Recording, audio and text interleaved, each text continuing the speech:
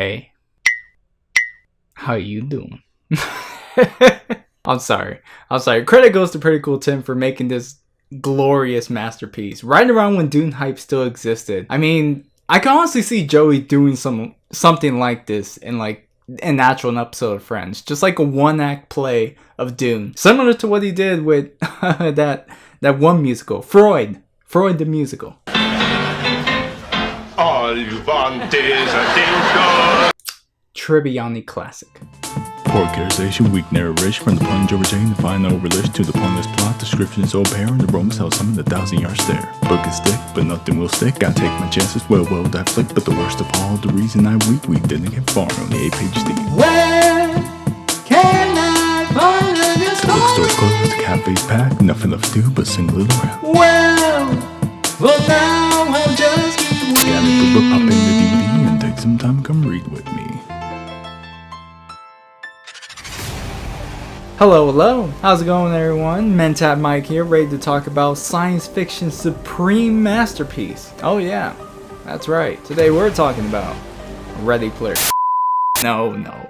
Today it's all about Dune, baby! Written by Frank Herbert all the way back in 1965. Ever since seeing the 2001 adaptation, I honestly could not stop thinking about it. I don't remember the last time I was so engrossed in the story, but I sat in that theater, eyes wide open, blind and neglected, and was just mesmerized by the atmosphere thanks to the spicy sand, traitorous hand, and my man, Jason Momoa. To give a quick summary, Dune takes place in the distant future under a feudal society ruled by the Padishah Emperor Shaddam IV. The Emperor and Baron Vladimir, ruler of one of the most barbaric houses, House Harkonnen, work together to ruin House Atreides by granting them command over the dry and dangerous planet Arrakis, also known as Dune. Despite knowing that trap laid out for them, Duke Leto, leader of House Atreides and father to our protagonist Paul, accepts the bait in order to control the planet's spice, which is an incredibly rich resource that outprofits any other. He who controls the spice basically controls the power. It's an incredible space opera filled with twists, tragedy, revenge, passionate love, and just a smidge of action.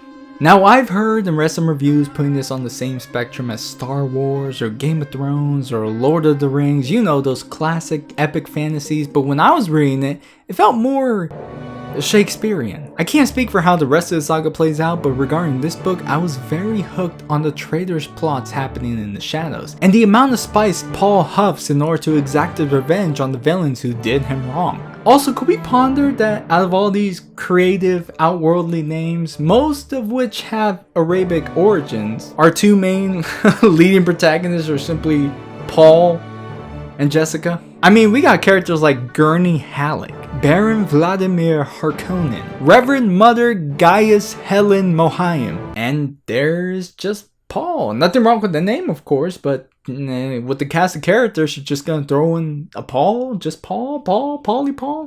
This book's choice for perspective is what really pushes that Shakespearean aspect. It's third person limited, but certain, if not all, scenes contain 2 to 3 different character POVs happening all at once, which is known as head hopping. Other readers found it disorienting and a jumbled mess, but I didn't have much trouble following along because the voices were unique enough to distinguish, and it was honestly refreshing to break away from a modern day read and find something that felt a little more experimental, such as laying it all out in the open. This book does not care about suspense and will just give you all the information you'll ever need right off the bat. My biggest example has to be the traitor planted within House Atreides. Thinking back to the 2001 adaptation, I remember they were keeping that specific detail hidden until the Harkonnen raid, but the book quickly eliminates any speculation by the second chapter, along with the step-by-step play to ruin House Atreides. Every chapter begins with an epigraph mainly told through the Emperor's daughter, Princess Aurelian, adding lore to the universe and pretty much spoiling events to come in the main storyline. Personally, I didn't really care much because it was sort of ambiguous to begin with, but I was getting frustrated seeing all these red flags just jump in front of the Atreides' face. I mean, they were getting very little sympathetic nods or acceptance from the locals. Duke Leto's reputation just just getting worse and worse to the point where he's just being seen as a foolish leader. God, I wish I had the counter for the amount of times I was reading this and just went, Bruh. But let's step away from the space opera and just discuss space itself. The world building is phenomenal, and every time a planet is mentioned and visited within the story, they are just as vivid and alive as the characters. Giudice Prime is home of the Harkonnens, where raw Colosseum matches are held and laws are just non-existent. Perfect for a couple of savages. Salusa Secundus is a prison planet training Imperial soldiers that are disguised as Harkonnen soldiers to aid the downfall of House Atreides. And whenever Paul or any of the Atreides mention their home planet Caladan, I just imagine a land full of rainy days and grand oceans. And the irony of being sent to a barren desert never falls short. But with Arrakis and the introduction of the Fremen, you start to notice the message Herbert was trying to get across. Dune can be considered an ecological story when you focus on the Atreides and Dr. Kyne's ambitions to make the planet more habitable, and the way water is praised. No doubt that hydration is critical in a fierce desert such as this, but the Fremen make a whole religion around the need, and the ritual is designed specifically to conserve as much water as possible. The way they claim and absorb it after death, the recycling of sweat through their still suits, and even tears could be seen as a waste if not used under the right circumstances. A lifestyle that Paul and Lady Jessica must familiarize themselves with in order to survive and eventually conquer to satisfy their, or rather Paul's, desire for revenge. And then there's the spice. You know, it's funny because when I was reading the book, spice came off more like a drug to get high off to, because when it came to that first scene of Paul inhaling the spice, it just seemed like he was zoinking out and triggering the all-seeing deity living inside him. If you read the book, then you know exactly what I'm talking about. But then afterwards, we just have a laugh. You know, we just think, oh boy, that was a thought. But then I went deeper down the rabbit hole, learning that these thoughts weren't so far-fetched. I am led to believe that Frank Herbert might have been tripping out while writing portions of this story. You know, for research. This is actually true. The man had a hobby of cultivating mushrooms and dabbling in psychedelic experiences, and it puts things more into perspective when you connect the dots. Of course, spice representing mushroom spores sending you into a bizarre adventure, the blue eyes of the Fremen insinuating the cerulean blue of psilocybe mushrooms, the sandworms representing maggots that eat said mushrooms, and even the Bene Gesserit are standing for Maria Sabina, a Mexican shaman who frequently used these mushrooms in her healing ceremonies.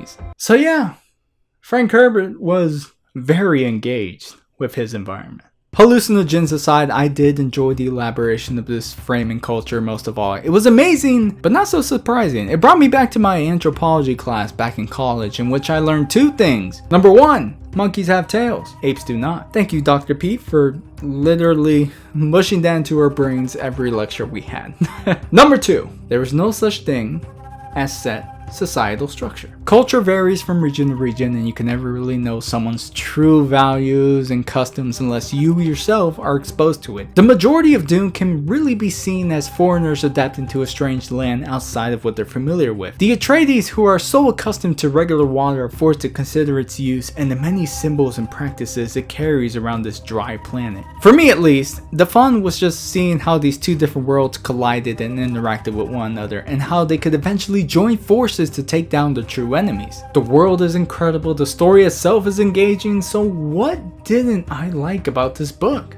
Honestly, my only gripe was near the end, because it did feel a little rushed, which is saying a lot. If you've read the book, or at least took a glance at its contents, you know that Herbert goes into extensive details building Arrakis, weaving this tragedy upon the remains of House Atreides, and exploring the entire framing culture. Like, it's a lot. I know, I read the whole damn thing, and that alone required a moderate reading pace, because each chapter would take about like 20 to 30 pages each, but I managed. The story is split into 3 acts, or as this book likes to title them, books, and only during book 3 did I notice that the story itself was trying to pick up the pace towards the end. There's a scene in which Paul is becoming more tolerable to the spice, losing the worldly visions that made him the Lisan al-Gaib in the first place. So he decides to drink the sacred water of life that Lady Jessica drank to accept her role as the Fremen's new Reverend Mother, and indirectly affected the development of his sister Aelia. So he takes the drink and then goes unconscious for 3 weeks, which conveniently is right on time when the Emperor and Baron have have arrived on Arrakis. To me, this felt a little contrived and just dragging the goalpost closer. I'm sure a majority of you were like, oh sweet Jesus, it's finally over. But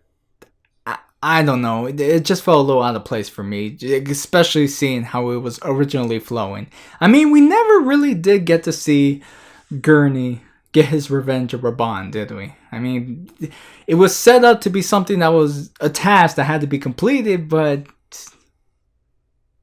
nada. Aside from that, I really didn't have any other problems with this book. Dune was an incredible ride, and whether you think it was the masterpiece people claim it to be, or the most boring, hyped up story slog you had to get through, you gotta admit though that it was a pioneering factor in all of science fiction, and contributed much to the inspiration of other writers. You gotta give it that. Anyways, that's all I gotta say about the book. And now it is time to discuss one of its adaptations. We will not be touching the 2001 recent adaptation because that's just half the story. The Sci-Fi Channel actually created a 3-part TV adaptation. I think it's 3 parts. It's similar to how they did the TV adaptation for The Shining. It's longer, it's probably more accurate to the book, and probably way better than what we're watching today, but I'm not just looking for good. I'm looking for a wild ride, and I heard that the 1984 version by David Lynch does the job. Now, the recent adaptation had to be split into 2 parts to cover the whole story, and this version that we're watching, the 1984, had to go through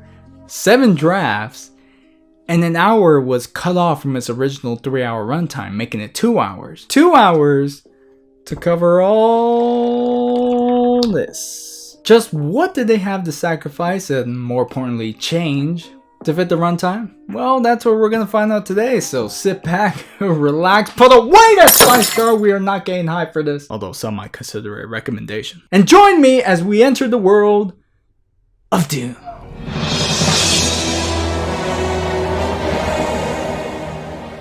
Planet Caladan, home of House Atreides. Okay, so they listed the planets that are pretty important for this story in particular. That's just Saturn. That's Earth and Saturn combined. Irulan. Okay. Funny, she doesn't come up until like the end. But throughout the chapters, she does write like a little, like here in the beginning, she gets like little quotes or like adds a little more details to like what's going on with her father, or just describing Paul in general. That's mostly what her contributions to the story was, until like the very end where she actually showed up. Why is that one guy sweeping? Is this the Baron? Oh, oh no! Why is that a real eye? Ah, dude, it's like I'm looking at a fetus. Worms attack all rhythmic vibrations. Oh, I guess this is the movie's exposition on the stuff. Of course, in the book, it's heavily detailed. What is up with that man's eyebrows? He looks like a Seuss character.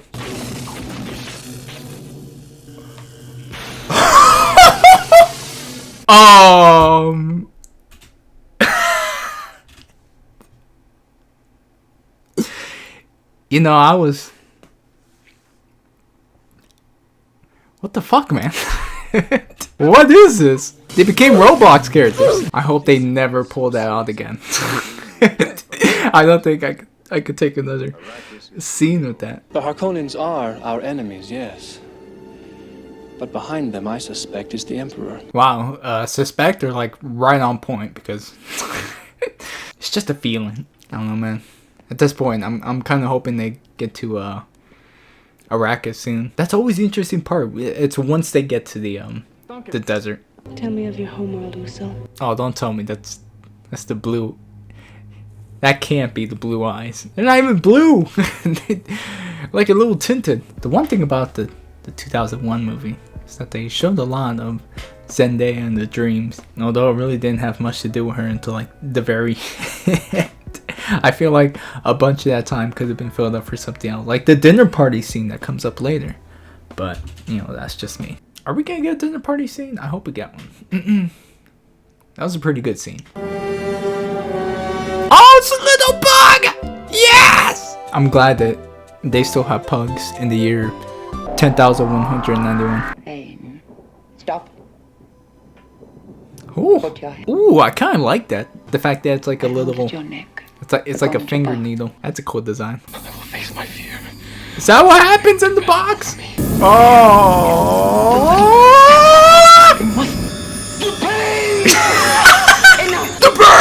You speak as if he were dead. Well, he's not. Well, he's not. Tell me he won't die. What can be done has been done. Man, that was one thing about the book too. They got so many warnings and red flags about all these future events that are gonna come to them, and they still do it.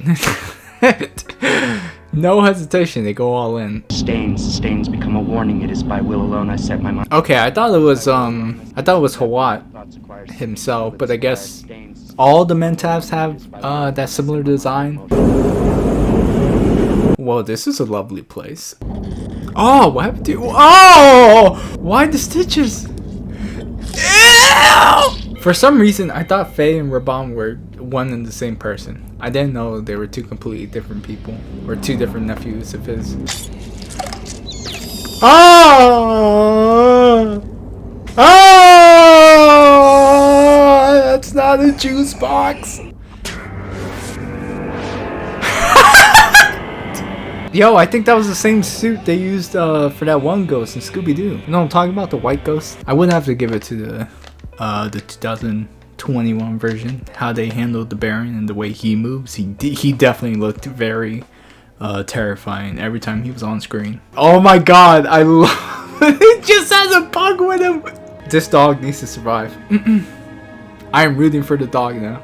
Okay, I can kind of see it. It kind of works. Like the pupils are big enough that could cover most of the space. Remember, water is life. Water is life. Remember, people. Always drink water. I don't know why. Every time I hear the description about the still suits, it amazes me like how detailed it was. Like I can imagine it works pretty well. All spotters are ordered to comply. Ordered by whom? Duke Leto Atreides. Yes. Yes, sire. Wait a minute! Hold on. Hold on. They were not that accepting.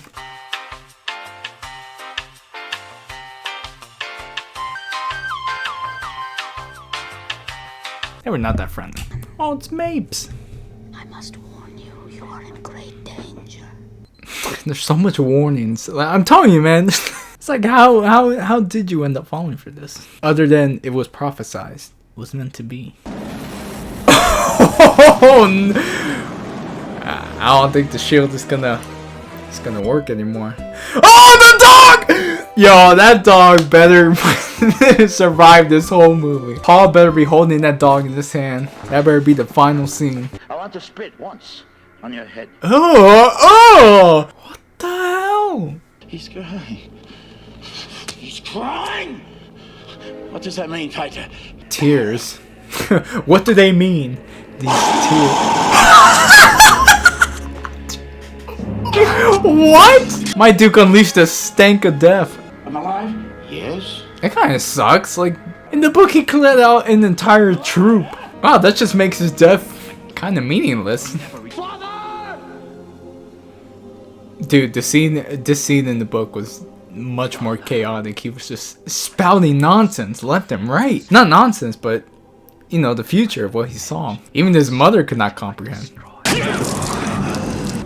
Take him to his desert to die. Wait, he can't die now. He has to tell the Freeman about Paul and Jessica. Remember, walk without rhythm, and we won't attract the world. Oh my god. It will go to the fire. Are they gonna do a funky walk? You're still in rhythm. You're just walking normally. Whoa, that was a pretty cool introduction. We welcome you. The dream unfolds. The fight? Hello? Like the whole duel, I guess if you've seen the 2001 adaptation, the whole duel between him and what I assume was Jamis going it out, he having his first kill. What he didn't know is that Paul actually took over possession of his like wife and kids except he had the choice of making his wife his servant, and the kids he had to raise as his own as well. But he was still free to, like, it became so like a polygamy relationship, except he wasn't exactly married to James's woman, just kept her around to like serve him and whatever. But just saying, like, that was the one thing that I was very interested in, just seeing like you actually get to experience more of the framing culture in the book, which is what I'm kind of hoping for, that they cover not everything, but maybe just a little bit, especially with that whole exchange of like basically an exchange of families. So you kill this man, now you take literally everything he had before. It was really interesting, and I hope they cover it now. I think we might be heading into a time skip pretty soon, but I'm not sure. What? Excuse me? Dude, he actually just ripped off a piece of that cow.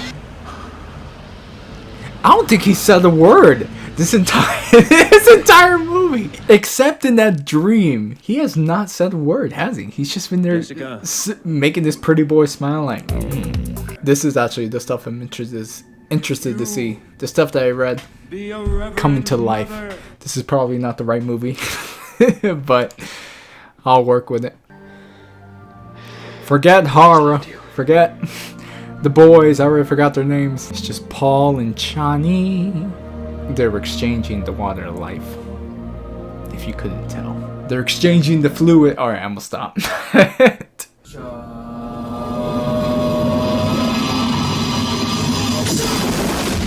What? This can't be real. Did he make a physical energy of the voice and channeled it through this like a little gun? Ride as a leader of men. Ooh. Alright. Well, at least I got this scene. Paul Maudiv, Worm Rider. It wasn't even that hard to get close to it. There were so many instructions on how to approach this thing. He just ran up and like... Okay. Now. We're just at the end now. This has to be the end, right? Yo, this sucks. What the? We're already here! Okay, so I guess I spoke too soon. I guess this is like the montage of like gaining control over Arrakis and like screwing over the spice production. The images of my future are gone. I have to drink the water of life. I'm pretty sure he didn't tell anyone in the book. He was like, huh? Huh? Oh, I mean, huh? We're not attacking. Why? What? Don't tell me you could control worms now. Traveling without moving. What am I watching right now? Oh, it's go time. Looks like we're finally reaching the end. Yo, they are just gonna unleash a legion of worms on them. Yes, this is what I remember. They rode them. It's like the equivalent of riding horses in the battle. Except we're worm riders, baby. Let's go. I'm afraid my brother won't be very pleased. Yes! Get of this child, she's an abomination. Not until you tell them both who I really am. Oh my god. He's here right now with his army of worms. That guy just exploded into a million pieces. Why are there actual people just standing out there? I will not be out there. Come to me, Baron. That attack is just ridiculous. I don't even know what to say. Oh! Oh, I hope he gets eaten. There we go. He better be floating right into a worm's belly. Damn, they really went ham. The dog! It's still alive! I'm so happy. I knew it. I knew this movie would not kill that dog. I'm gonna have to look back. Was it Fade or Raven who had some beef with Gurney? Because Gurney never accomplished that beef. He never got revenge, which I was hoping to. I thought we were gonna see, but it just skipped over that.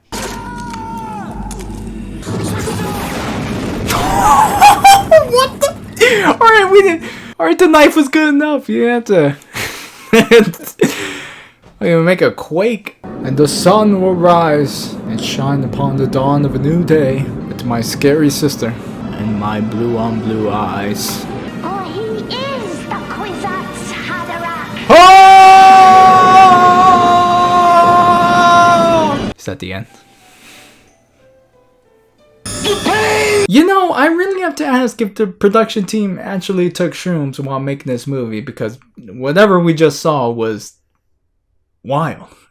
Not in the bad sense either, or good. It's just, it's wild. I'll be honest. Right up until meeting the Fremen, decent pacing. I'm serious. It's about the same place the 2001 adaptation stopped around, and while this interpretation of events was much more exaggerated, they got the job done. But right upon reaching the time skip, the film just diverges a bit and goes full on worm riders. Like, they do ride worms to storm into the Emperor's hideout, but this movie turned it into a really awesome action sequence that I felt was necessary. The book was lacking a bit in action, so I can forgive their creative liberties to do this, but with just half an hour left to cover the second half of the full story, I'm honestly not surprised how it turned out. The surprising thing for me was them having to carry a legit dog throughout this whole film. And what was more surprising, this dog survived both the raid and the hands of the Harkonnen. Do you all remember that one sentence they put in the credits of every movie that has animals? You know, no dogs were harmed in the making of this film. This movie might have been the reason that it even exists, or so it feels like, which is why I was so surprised the dog survived. You see Raban ripping a dead cow's face off for lunch. This poor cat trapped in this box with a rat strapped to it doing God knows what. The Harkonnens were truly savages in this, making them the best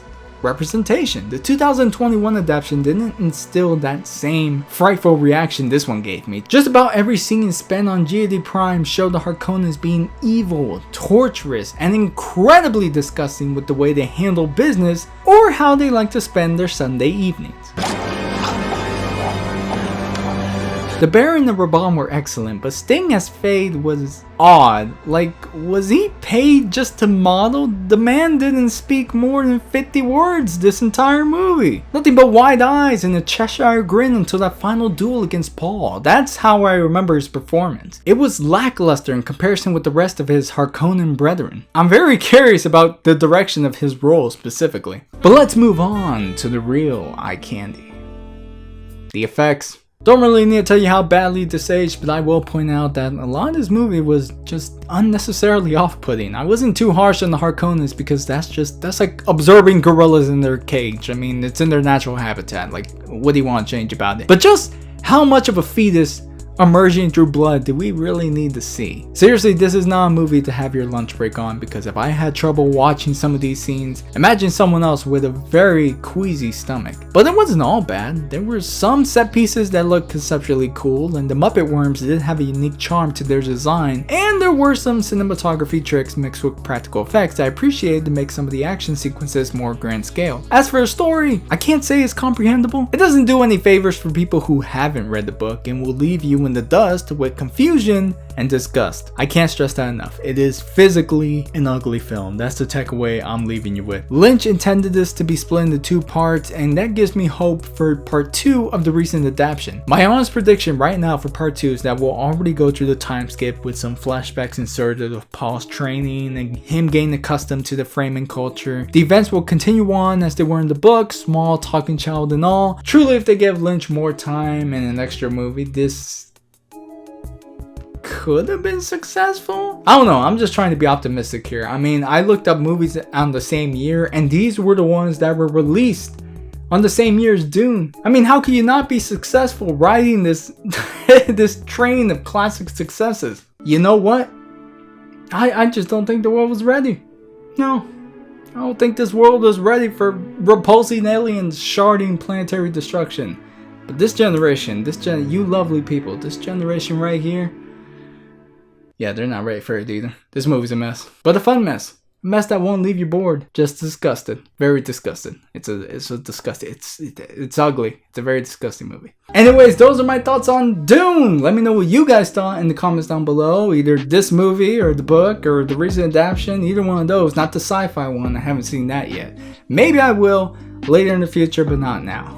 So anything regarding the recent one, this movie, or the book, please leave in the comments down below. Let's have a discussion about it. I would love to hear your thoughts. And until the next review, I'll catch y'all in the next one. Take care.